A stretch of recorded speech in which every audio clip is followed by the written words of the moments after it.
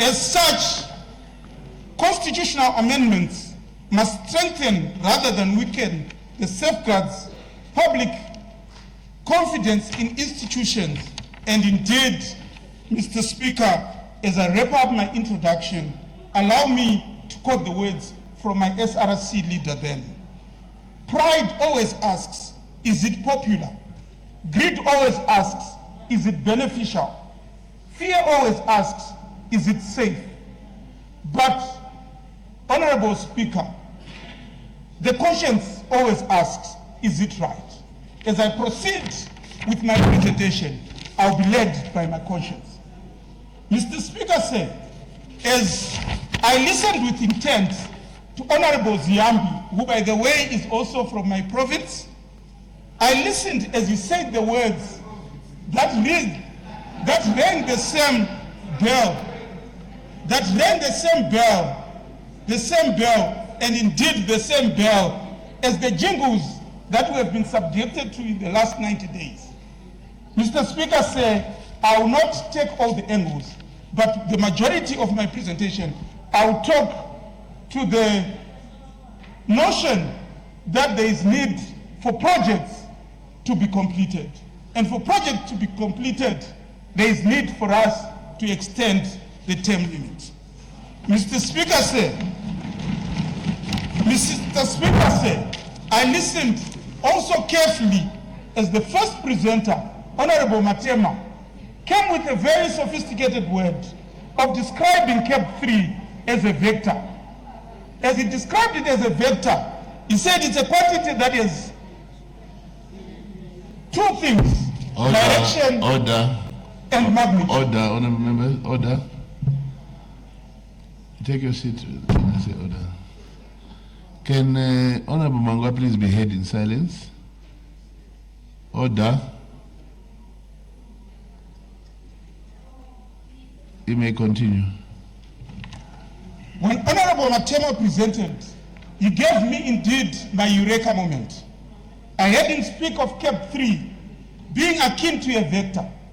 A vector, he started very well by saying it has two components, direction and magnitude.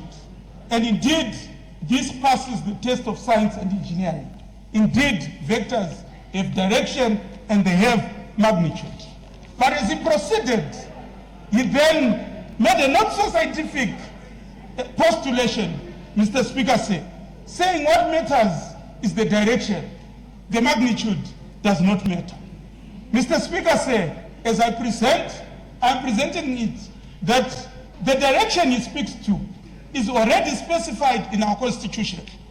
When the President is elected, when I'm elected as a member of Parliament, it's already known, Mr. Speaker said, that I have 5 years as a President, I have 5 years as a member of Parliament. Mr. Speaker said, the direction is known. The President should develop Zimbabwe from when he took it to when he will return it to the next person. It is known, Mr. Speaker. So there is no need for us to worry about the direction. But, Mr. Speaker, what determined today whether I was going to be presenting this debate or not was the time that I left Chinhoyi and the speed with which I traveled to come to this august house. Mr. Speaker, this is the magnitude. You cannot ignore the magnitude. Mr. Speaker said there is a dangerous precedent that is being set by this House, that term limits are elastic. Mr. Speaker said, I will profile my departure in the direction that I have said. Allow me to caution as an engineer of the dangerous trajectory we are about to take. One excuse that has been widely used for extending the term indeed has been projects. Before I do that, I want to state it on record that the people of Chinhoyi I interacted with were adamant that whatever change you want to bring, please give us a referendum to put our views plainly of the duration of my term and that of the president, which they say should end in 2028. If we need a new mandate, we need to go back to them. They still want to directly vote for their president. Mr. Speaker said, projects by their nature, they never have the same duration. One project lasts a month, another lasts 2 months, one lasts 5 years, the other lasts 25 years.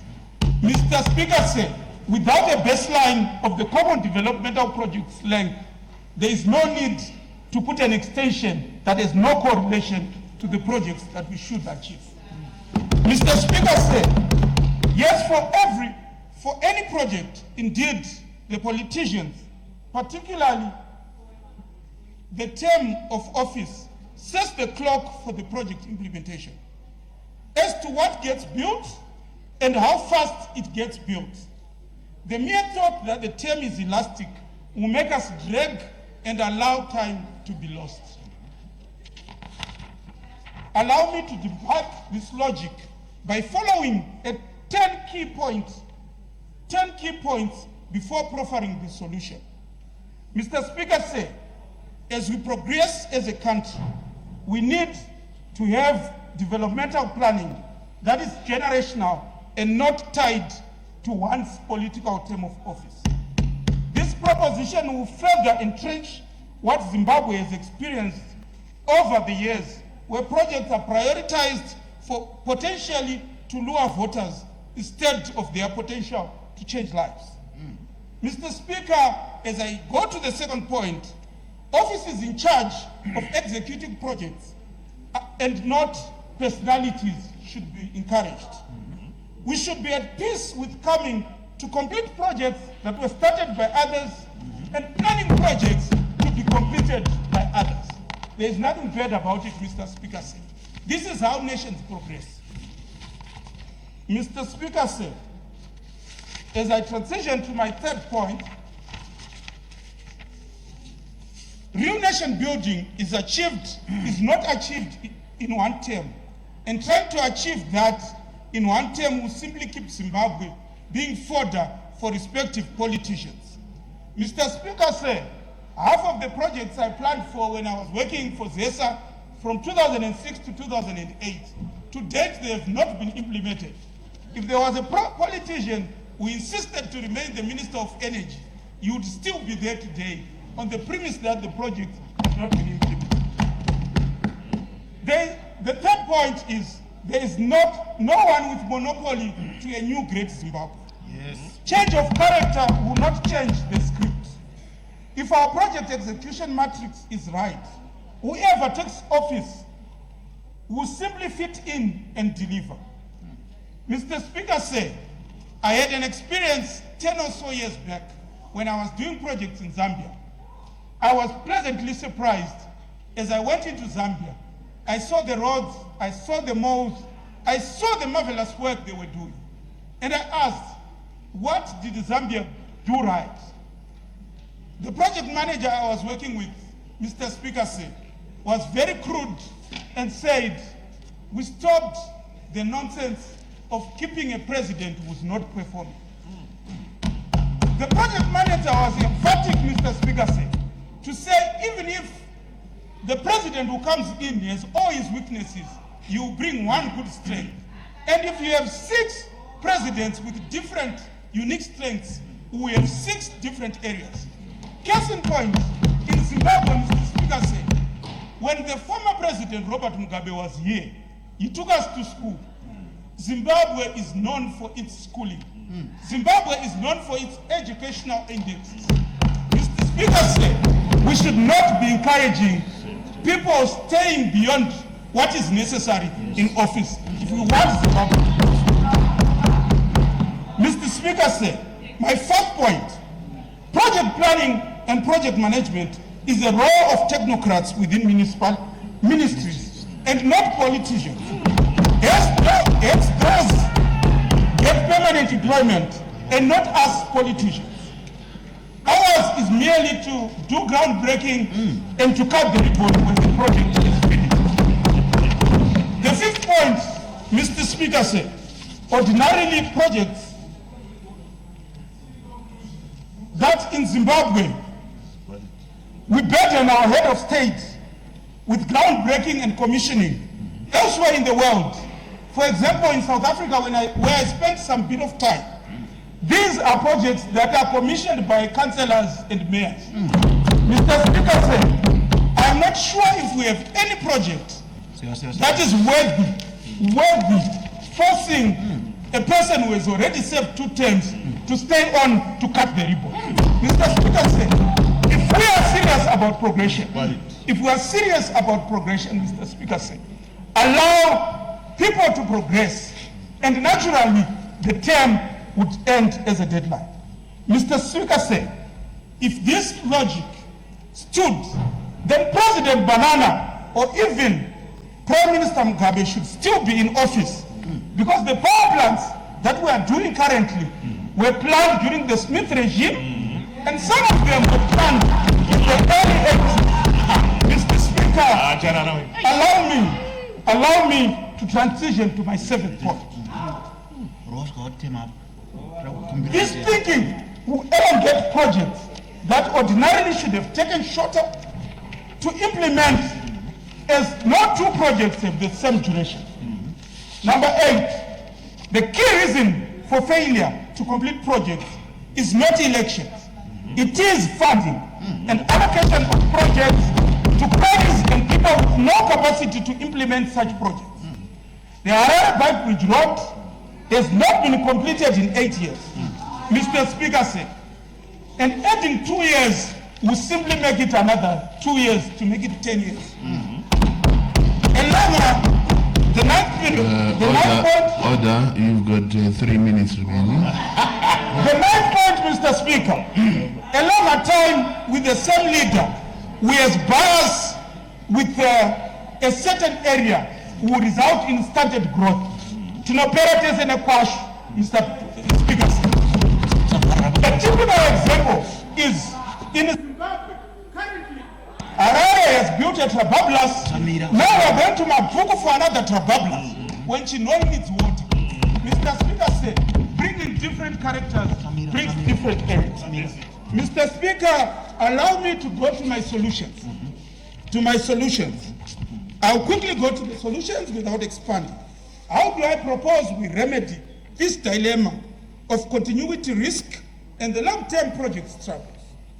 Number 1, consistency in policy budgeting and leadership. State projects should be state projects instead of party projects. Do away with the labeling of projects presidential. Then dealing to make strong non-political institutions, tasked with project inception right through to commission. Number 3,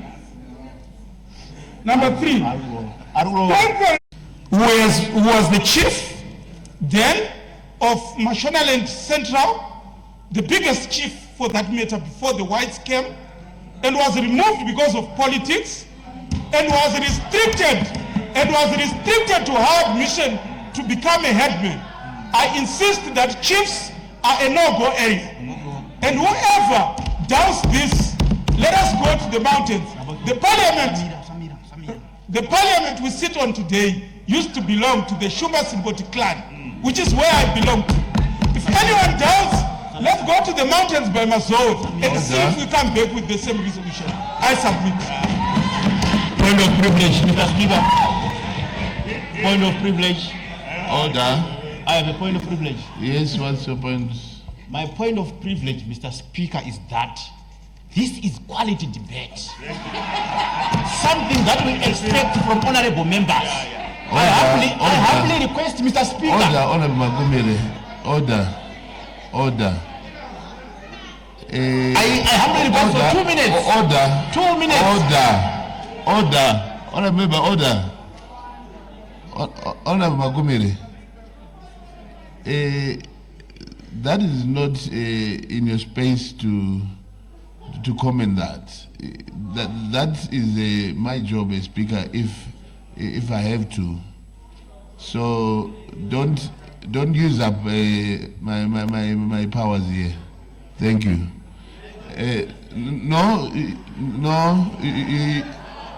No, you can't talk about privilege yangu yanga ile kukumbira nguwa ndazoresha yangu pakuti ndati this is quality kana ndaresha ipapo zvakanaka izvi sorry asi ndati sorry mubati wechigaro kana ndaresha kuti zvakanaka zvaitarwa apa navava ndakumbira kuti dai mavawedzerawo 5 minutes mubati wechigaro nyaya dzakanakira nyika dzavari kurova idzi ndatenda.